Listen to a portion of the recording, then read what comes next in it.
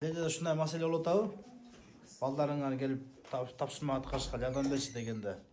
Бул математика сабагы. 5-класстагы 34 окуучу 10 ырдайт дейт. 27-си бийлейт. 7-си ырдаганды да, бийлегенди да билет.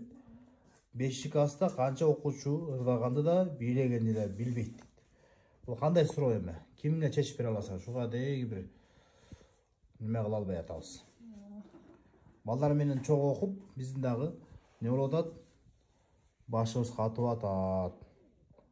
Канаттуулар коросунда 9 корос бар дейт. Алардын ар бири же кыйкырчак, же урушчак.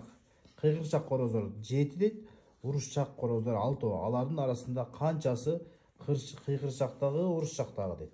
Бул эми кандай түшүнүш болот муну? Муну автор актан таап жазгансыз. Урматтуу китеп жазган автор.